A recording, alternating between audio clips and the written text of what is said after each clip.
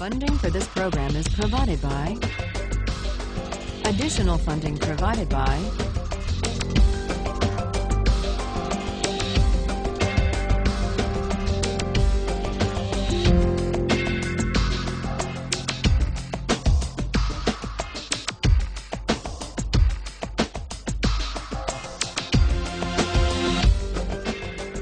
Last time, we were discussing the distinction that Rawls draws between two different types of claims.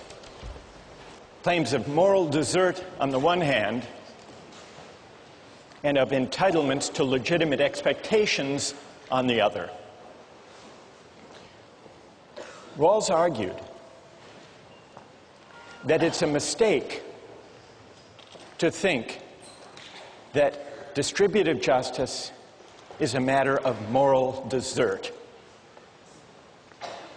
a matter of rewarding people according to their virtue. Today we're going to explore that question of moral desert and its relation to distributive justice, not in connection with income and wealth, but in its connection with opportunities, with hiring decisions and admission standards.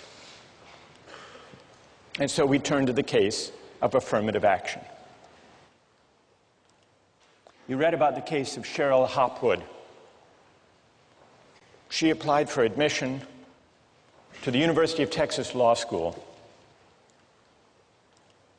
Cheryl Hopwood had worked her way through high school. She didn't come from an affluent family.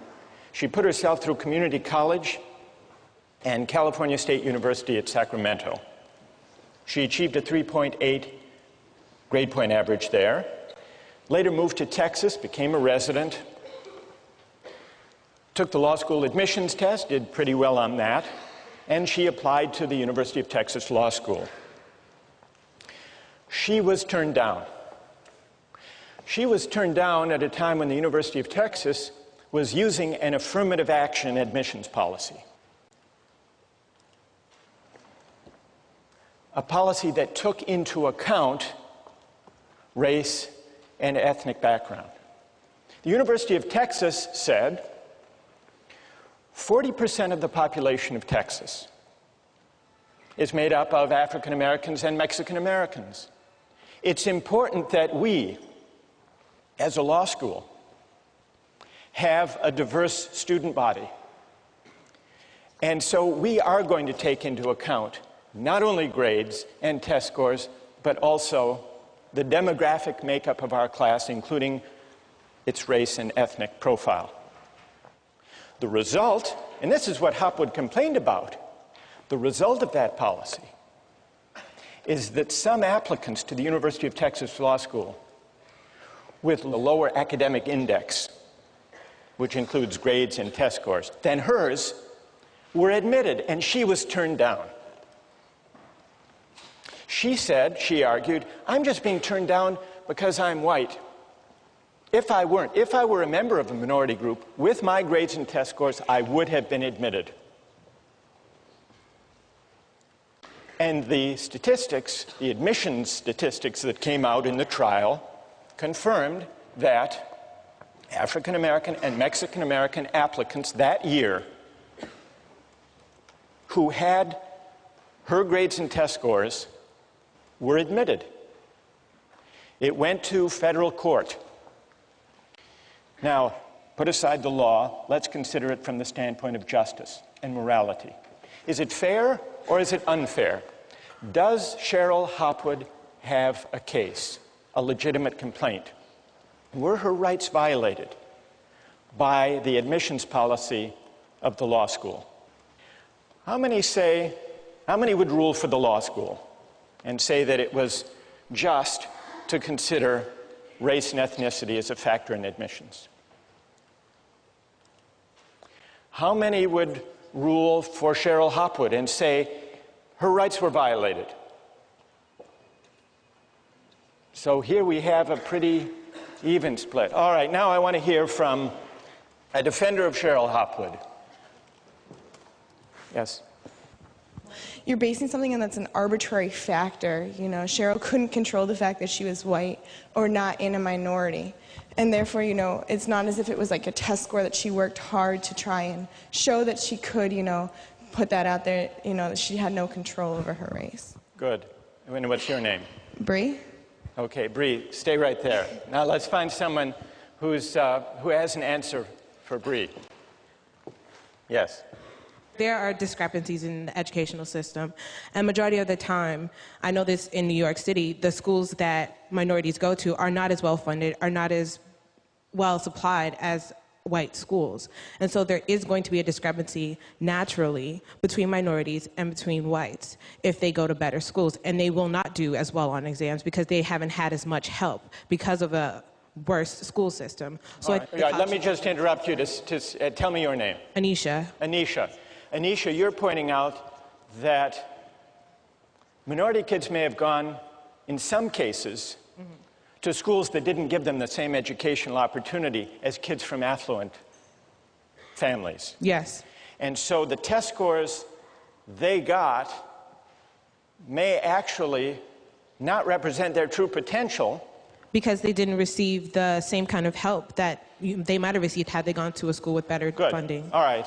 Anisha has raised the point that colleges still should choose for the greatest academic scholarly promise, but in reading the test scores and grades, they should take into account the different meaning those tests and grades have in the light of educational disadvantage in the background. So that's one argument in defense of affirmative action, Anisha's argument, correcting for the effects of unequal preparation, educational disadvantage. Now, there are other arguments. Suppose, just to identify whether there is a competing principle here, suppose there are two candidates who did equally well on the tests and grades, both of whom went to first-rate schools.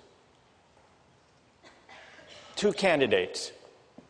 Among those candidates, would it be unfair for the college or university, for Harvard, to say, we still want diversity along racial and ethnic dimensions, even where we are not correcting for the effects on test scores of educational disadvantage? What about in that case, Bree? If it's that one thing that puts, you know, someone over the edge, then I guess that would be, you know, justifiable. If everything else about the individual first, though, everything they consider about that person's, you know, talents and where they come from and who they are without these arbitrary factors is the same. Without these arbitrary factors, you call it. But before you were suggesting, Bree, that race and ethnicity are arbitrary factors outside the control of the applicants. True, I would agree with that. And your general principle is that admissions shouldn't reward arbitrary factors over which people have no control. Right. All right. Who else? Who else would like to? Thank you both. Who else would like to get into this? What do you say? Well, first of all, I'm for affirmative action temporarily, but for two reasons. First of all, you have to look at the university's purpose. It is to educate their students. And I feel that different races, people coming from different races have different backgrounds and they contribute differently to the education. And second of all, when you say they have equal backgrounds, that's not true when you look at the broader picture and you look at slavery. And this is kind of a reparation. I think affirmative action is a temporary solution to alleviate history and the wrongs done to African Americans in particular. And what's your name? David. David, you say that affirmative action is justified, at least for now, as a way of compensating for past injustice, the legacy of slavery and segregation. Right. Who wants to take on that argument? We need now a critic of affirmative action. Yes, go ahead. I think that what happened in the past has no bearing on what happens today, and I think that discriminating based on race should always be wrong, whether you're discriminating against one group or another. Just because our ancestors did something doesn't mean that that should have any effect on what happens with us today. All right, good. I'm sorry, your name is? Kate? Kate. All right, who has an answer for Kate? Yes. I just wanted to comment and say that... Tell us your name. My name is Mansour. Because of slavery, because of past injustices, today we have a higher proportion of African Americans who are in poverty, who face less opportunities than white people. And so because of slavery 200 years ago, and because of Jim Crow, and because of segregation, today we have injustice based on race. Kate? I think that there are differences, obviously, but the way to fix those differences is not by some artificial fixing of the result. You need to fix the problem. So we need to address differences in education and differences in upbringing with programs like Head Start and giving more funding to lower income schools rather than trying to just fix the result so it makes it look like it's equal when really it isn't. Yes. Well, with regard to affirmative action based on race, I just want to say that white people have had their own affirmative action in this country for more than 400 years. It's called nepotism and quid pro quo. So there's nothing wrong with correcting the injustice and discrimination that's been done to black people for 400 years. Good. Tell us your name. Hannah? Hannah. All right, who has an answer for Hannah? And just to add to Hannah's point, because we need now someone to respond. Hannah, you could have also mentioned legacy admissions. Exactly. I was going to say, if you disagree with affirmative action, you should disagree with legacy admission, because it's obvious from looking around here that there are more white legacies than black legacies in the history of Harvard University. And explain what legacy admissions are. Well, legacy admissions is giving an advantage to someone who has an arbitrary privilege of their parent having attended the university to which they're applying. All right, so a reply for Hannah. Yes, in the balcony, go ahead. First of all, if affirmative action is making up for past injustice, how do you explain minorities that were not historically discriminated against in the United States who get these advantages? In addition, you could argue that affirmative action perpetuates divisions between the races rather than achieve the ultimate goal of race being an irrelevant factor in our society. And tell us your name. Danielle? Hannah?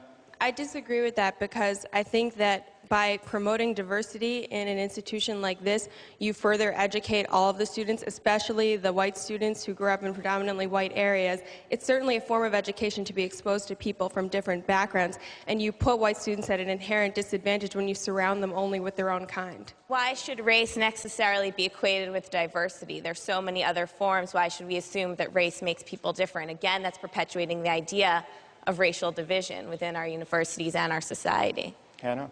With regard to African American people being given a special advantage, it's obvious that they bring something special to the table because they have a unique perspective, just as someone from a different religion or socioeconomic background would as well.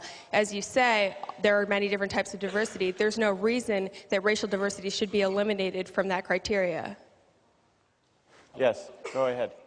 Racial discrimination is illegal in this country, and I believe that it was African American leaders themselves, when Martin Luther King said he wanted to be judged not on the color of his skin, but by the content of his character, his merit, his achievements.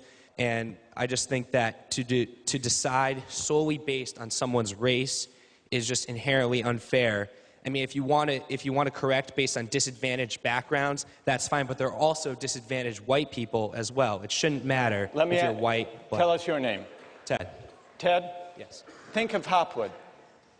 It's unfair to count race, or I assume you would also say ethnicity or religion?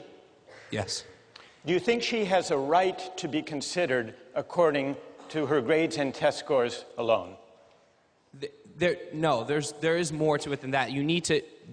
Universities need to promote diversity. And So you agree with the goal of promoting diversity? There's ways to promote diversity besides discriminating against people solely based on a factor that they cannot control. All right, so what makes it wrong is that she can't control her race. She can't control the fact that she's white. That's the heart of the unfairness to her. Bree made a similar point. that basing admissions on factors that people can't control is fundamentally unfair. What do you say? There's a lot of things you can't control, and if you're going to go through it based on merit, like just based on your test scores, a lot of what you can achieve has to do with like the family background that you raised in. If both your parents were scholarly, then you have more of a chances of actually being more scholarly yourself and getting those grades. And you can't control what kind of family you were born into. So All I right, mean, good. That's a great rejoinder. What's your name? Da. Da. Ted, are you against advantages that come from the family you were born into? What about legacy admission? I mean, I do believe that in terms of like a legacy admission, you shouldn't have a special preference. I mean, if there is a legacy admission, you could argue is another part of diversity. You could say it's important to have a small percentage of people that have just several generation family attendance at a place like Harvard. However, that should not be an advantaged factor like race. That should just be another part of promoting diversity. Should it count at all? I think that alumni status, should it count at all, Ted? Yes, it should count.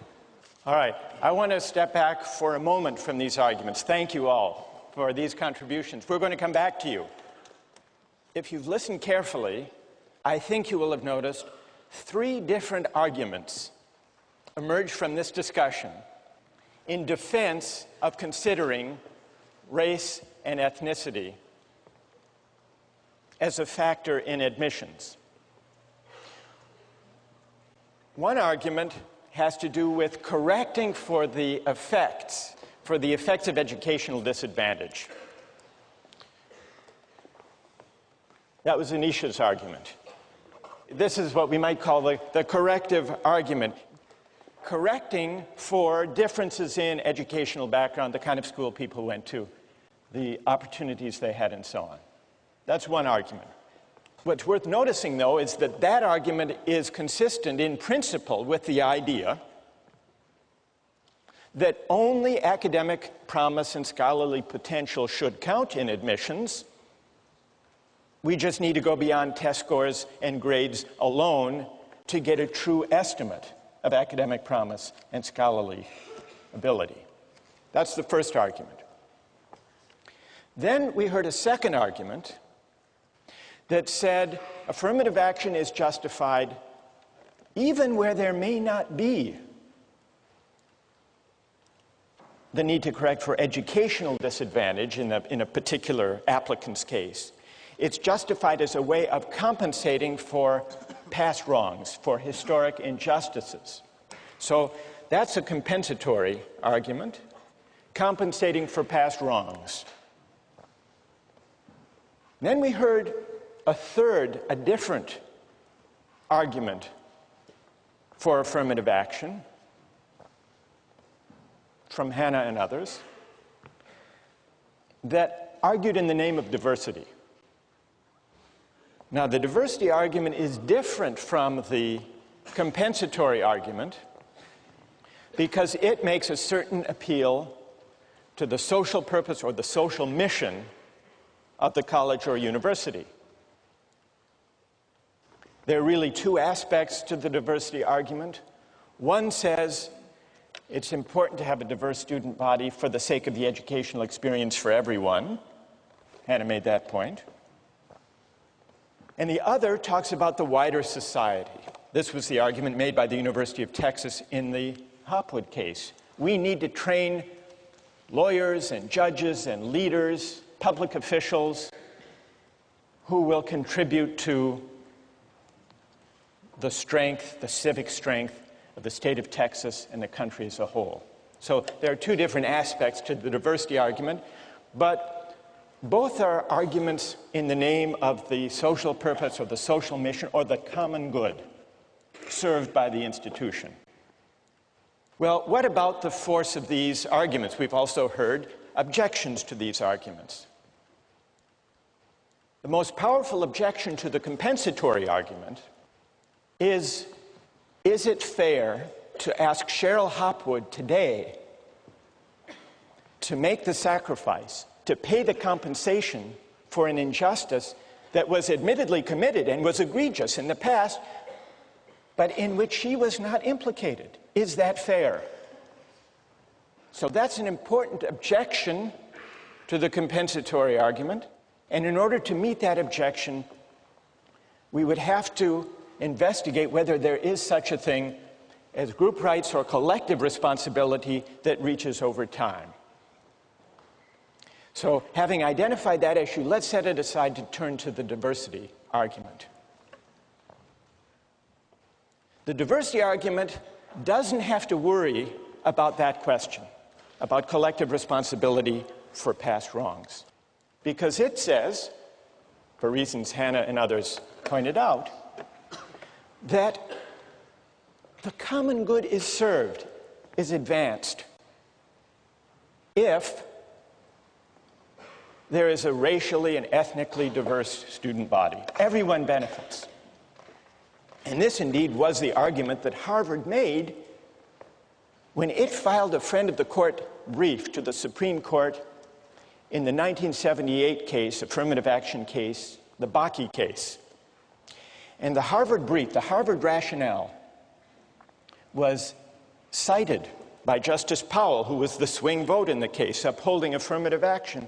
He cited that as providing the rationale that he thought was constitutionally acceptable. Harvard's argument in its brief was this: we care about diversity. Scholarly excellence alone has never been the criterion of admission, the sole criterion of admission to Harvard College.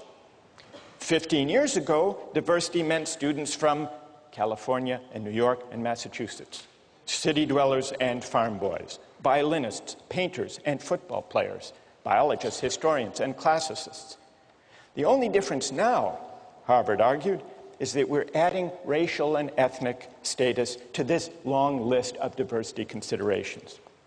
When reviewing the large number of candidates able to do well in our classes, Harvard wrote, race may count as a plus just as coming from Iowa may count, or being a good middle linebacker, or pianist.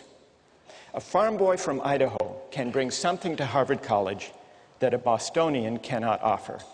Similarly, a black student can usually bring something a white student cannot offer. The quality of the educational experience of all students depends in part on these differences in the background and outlook that students bring with them. That was Harvard's argument. Now, what about the diversity argument? Is it persuasive? If it's to be persuasive, it has to meet one very powerful objection that we've heard voiced here by Ted, by Bree. Unless you're a utilitarian, you believe that individual rights can't be violated. And so the question is there an individual right that is violated? Is Cheryl Hopwood's right violated? If she is used, so to speak, denied admission for the sake of the common good and the social mission that the University of Texas Law School has defined for itself. Does she have a right? Don't we deserve to be considered according to our excellences, our achievements, our accomplishments, our hard work? Isn't that the right at stake? Now, we've already heard an answer to that argument. No, she doesn't have a right. Nobody deserves to be admitted. Notice how this gets us back to the issue of desert versus entitlement. They're arguing there is no individual right that Hopwood has. She doesn't deserve to be admitted according to any particular set of criteria that she believes to be important, including criteria that have only to do with her efforts and achievements. Why not? I think implicit in this argument is something like Rawls's rejection of moral desert as the basis of distributive justice. Yes, once Harvard defines its mission and designs its admission policy in the light of its mission, people are entitled, who fit those criteria, they are entitled to be admitted. But according to this argument, no one deserves that Harvard College define its mission and design its admission criteria in the first place in a way that prizes the qualities they happen to have in abundance. Whether those qualities are test scores or grades or the ability to play the piano or to be a good middle linebacker or to come from Iowa or to come from a certain minority group. So you see how this debate about affirmative action, especially the diversity argument, takes us back to the question of rights, which in turn takes us back to the question of whether moral desert is or is not the basis for distributive justice. Think about that over the weekend, and we'll continue this discussion next time.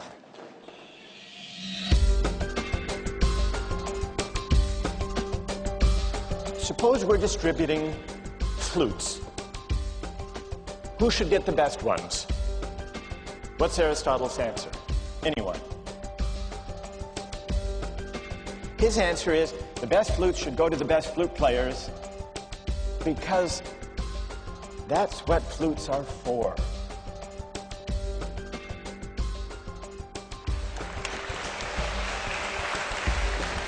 When we ended last time, we were considering arguments for and against affirmative action, counting race as a factor in admissions. And in the course of the discussion, three arguments emerged, three arguments for affirmative action. One of them was the idea that race and ethnic background should count as a way of correcting for the true meaning of test scores and grades, getting a more accurate measure of the academic potential those scores, those numbers represent.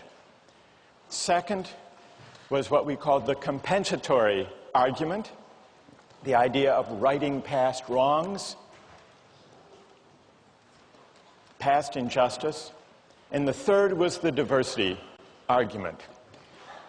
And when Cheryl Hopwood in the 1990s challenged the University of Texas Law School's affirmative action program in the federal courts, the University of Texas made another version of the diversity argument, saying that the broader social purpose, the social mission of the University of Texas Law School is to produce leaders in the legal community, in the political community, among judges, lawyers, legislators, and therefore it's important that we produce leaders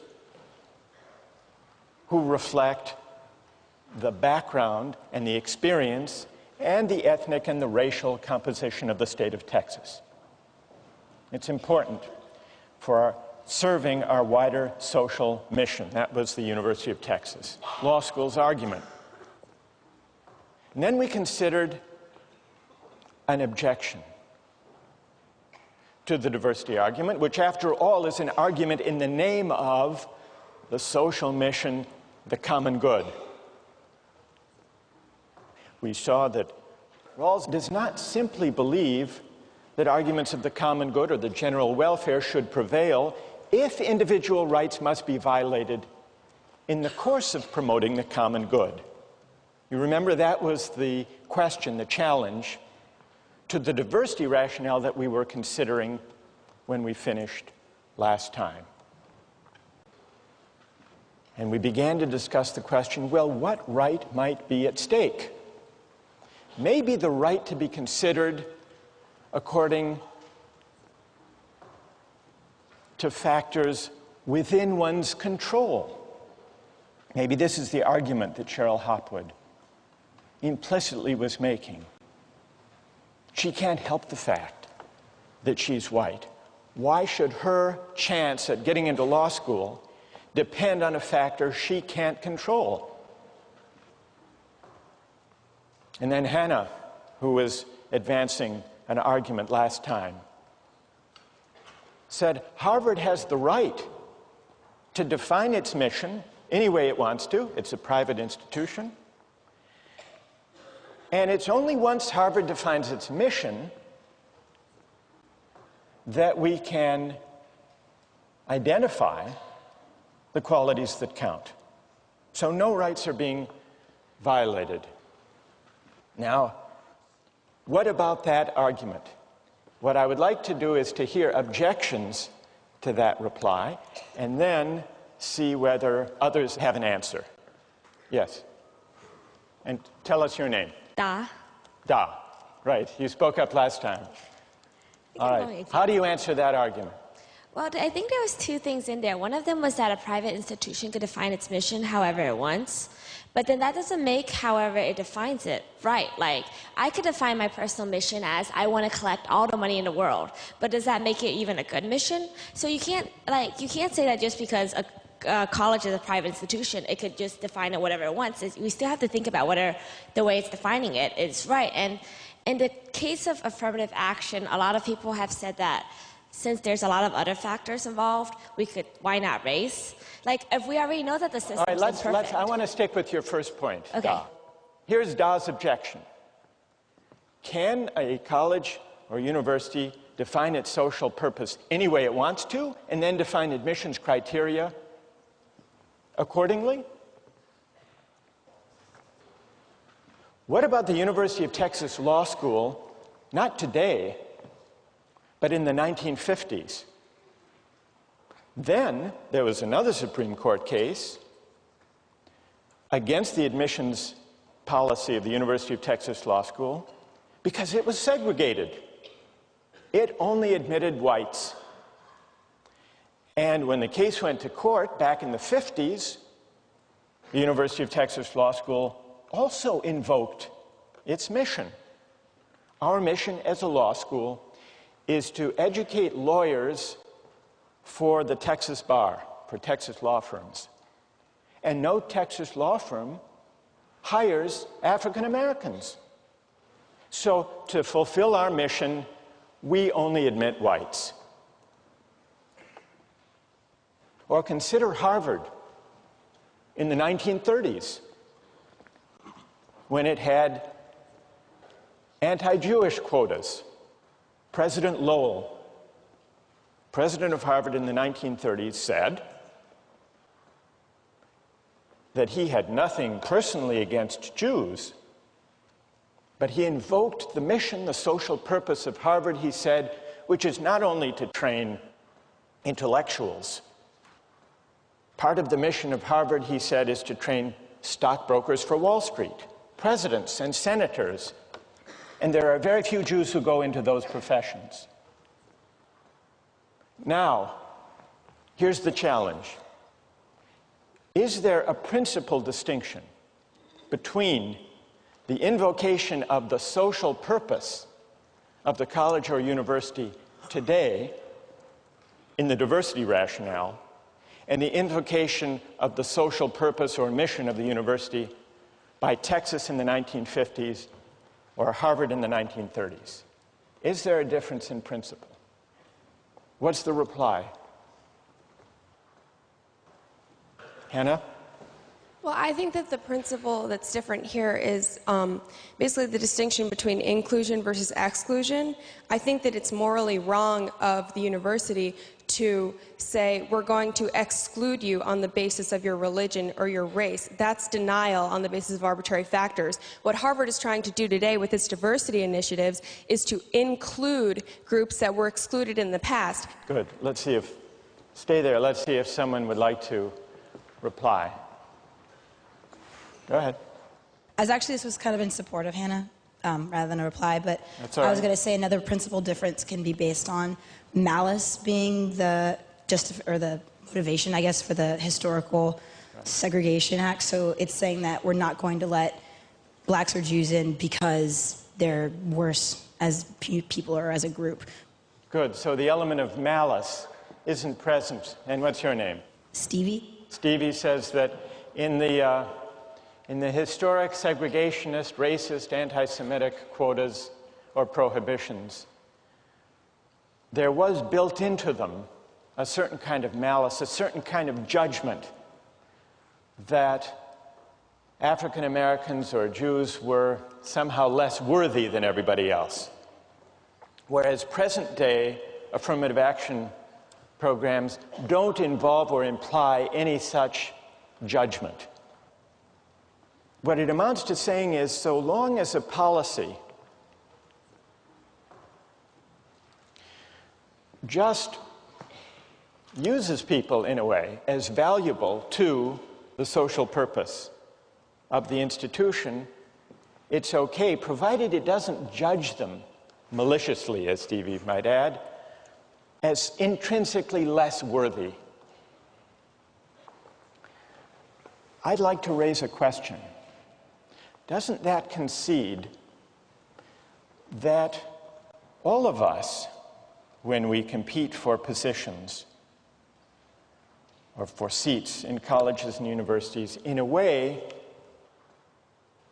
are being used, not judged, but used in a way that has nothing to do with moral desert? Remember, we got into this whole discussion of affirmative action when we were trying to figure out whether distributive justice should be tied to moral desert or not.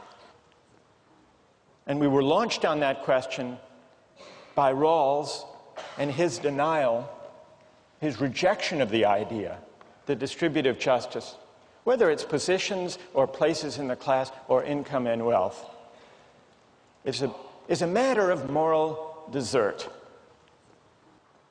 Suppose that were the moral basis of Harvard's admissions policy. What letters would they have to write to people they rejected or accepted, for that matter? Wouldn't they have to write something like this? Dear unsuccessful applicant, we regret to inform you that your application for admission has been rejected. It's not your fault that when you came along, society happened not to need the qualities you had to offer. Those admitted instead of you are not themselves deserving of a place, nor worthy of praise for the factors that led to their admission. We are in any case only using them and you as instruments of a wider social purpose. Better luck next time. What was the letter you actually got when you were admitted? Perhaps it should have read something like this. Dear successful applicant, we are pleased to inform you that your application for admission has been accepted. It turns out, lucky for you, that you have the traits that society needs at the moment, so we propose to exploit your assets for society's advantage. You are to be congratulated, not in the sense that you deserve credit for having the qualities that led to your admission, but only in the sense that the winner of a lottery is to be congratulated, and if you choose to accept our offer, you will ultimately be entitled to the benefits that attach to being used in this way. We look forward to seeing you in the fall. Now, there is something a little odd, morally odd, if it's true that those letters do reflect the theory, the philosophy underlying the policy. So here's the question they pose. And it's a question that takes us back to a big issue in political philosophy.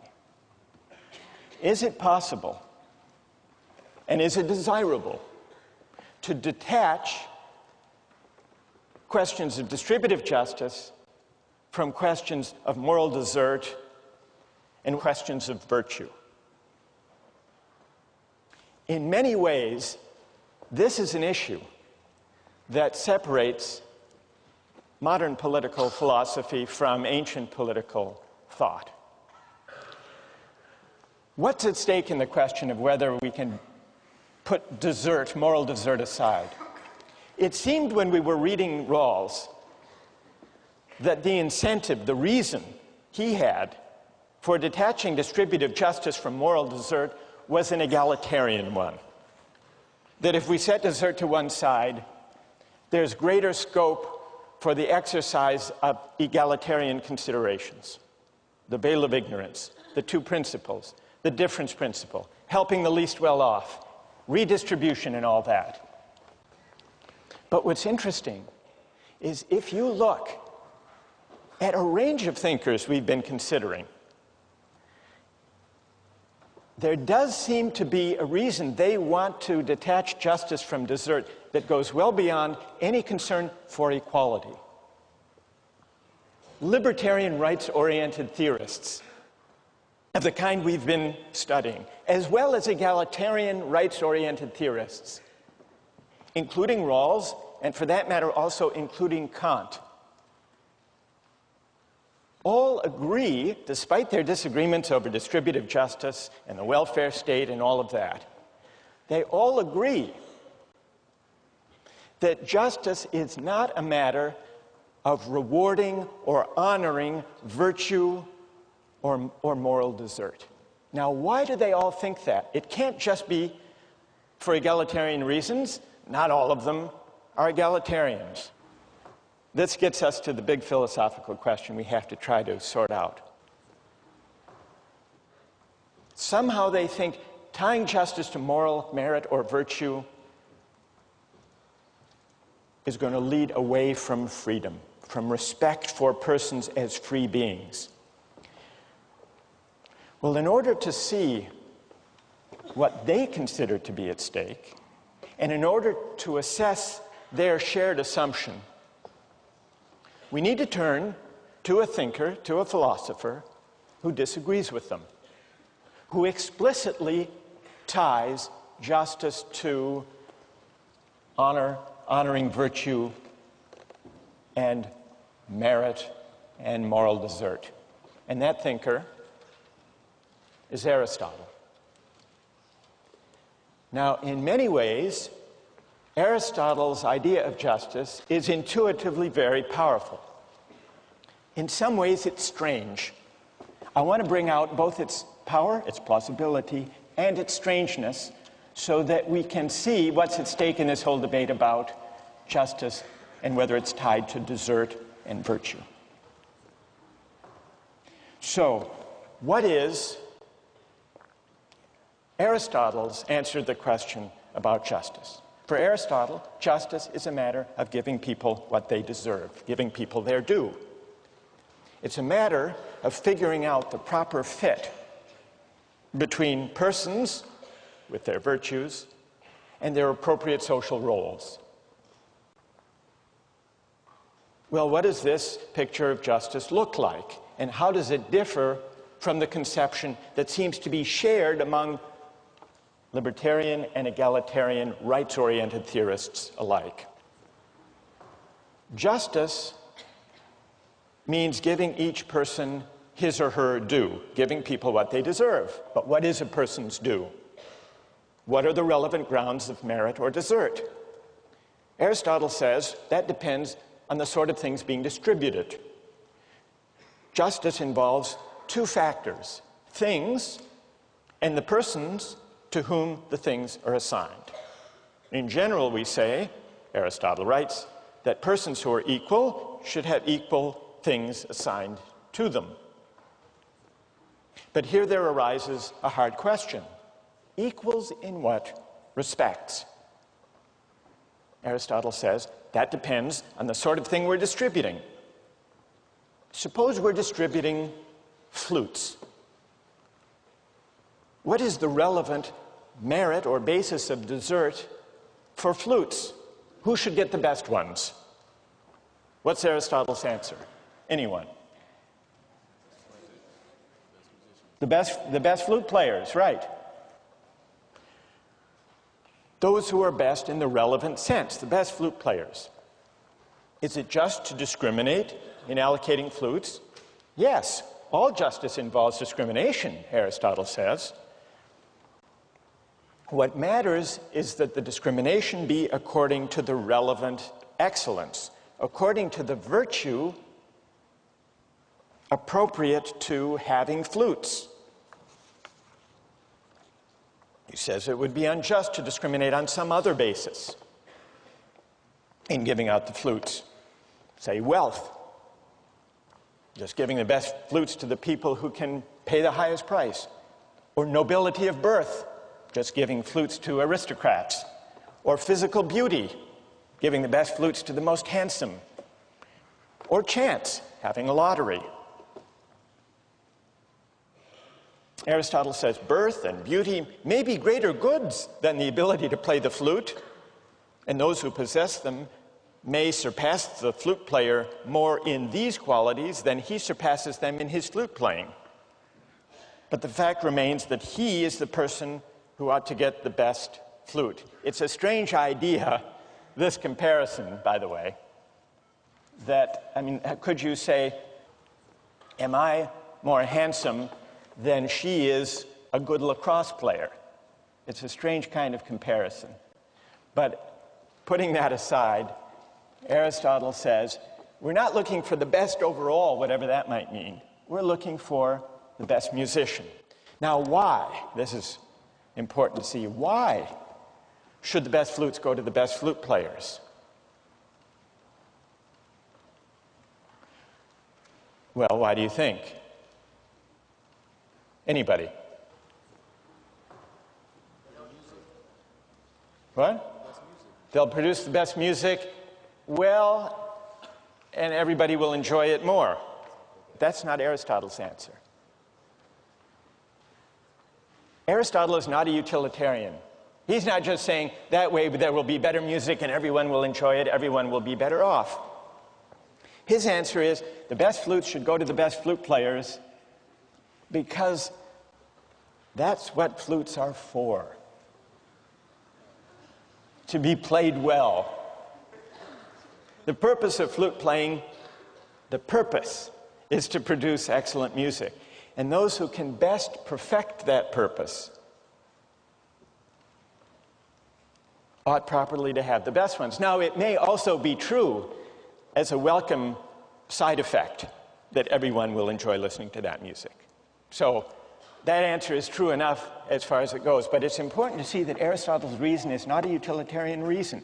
It's a reason that looks, here's where you might think it's a little bit strange, it looks to the purpose, the point, the goal of flute playing.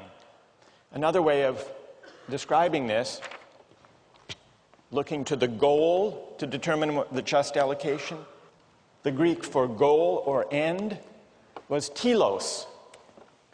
So Aristotle says you have to consider the point, the end, the goal, the telos of the thing, in this case of flute playing.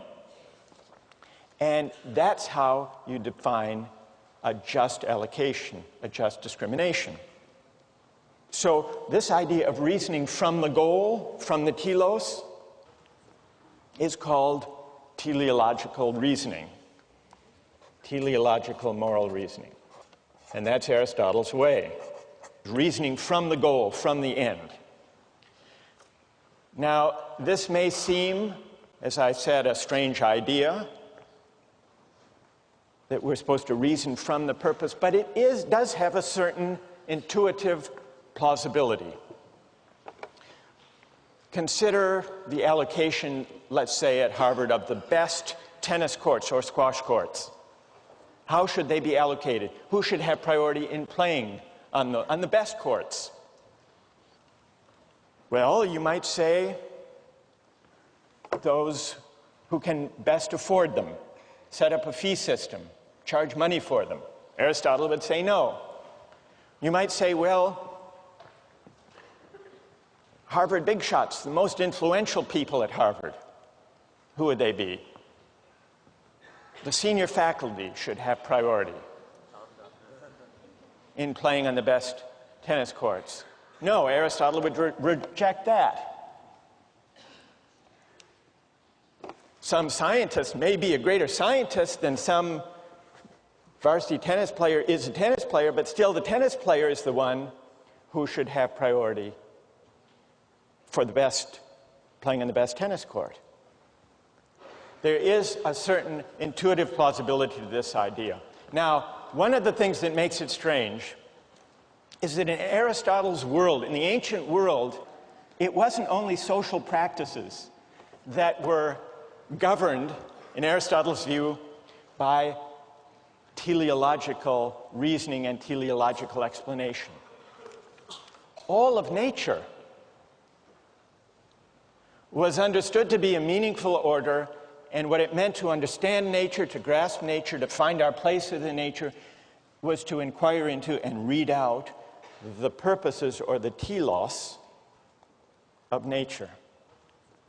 And with the advent of modern science, it's been difficult to think of the world that way, and so it makes it harder, perhaps, to think of justice in a teleological way. But there is a certain naturalness to thinking about even the natural world as teleologically ordered, as a purposive whole. In fact, children have to be educated out of this way of looking at the world. I realized this when my kids were very young and I was reading them a book, Winnie the Pooh. And Winnie the Pooh gives you a great idea of how there is a certain natural, childlike way of looking at the world in a teleological way. You may remember a story of Winnie the Pooh walking in the forest one day. He came to a place in the forest, and from the top of a tree there came a loud buzzing noise.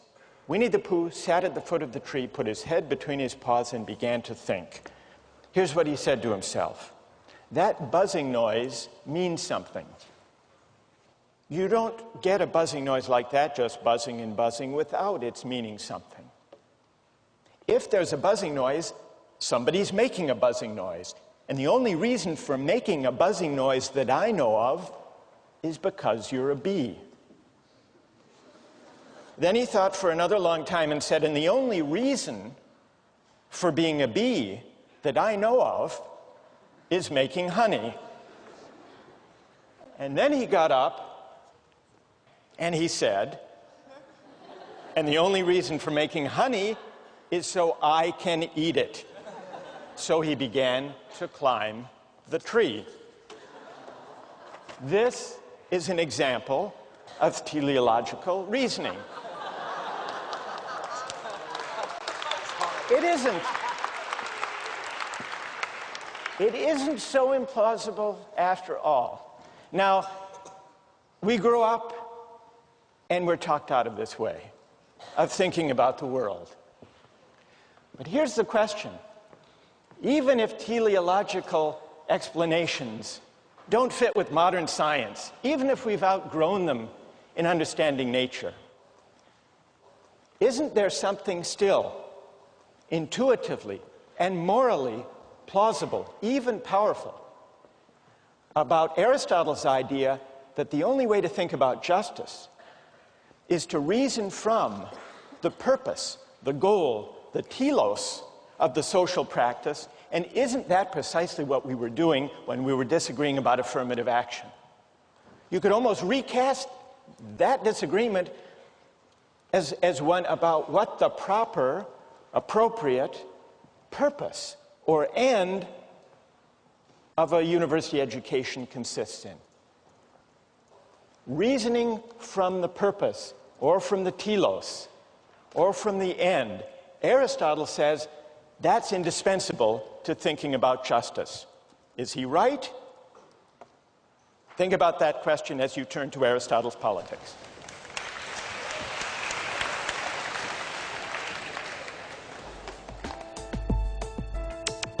Don't miss the chance to interact online with other viewers of Justice. Join the conversation, take a pop quiz, watch lectures you've missed, and learn a lot more. Visit justiceharvard.org. It's the right thing to do.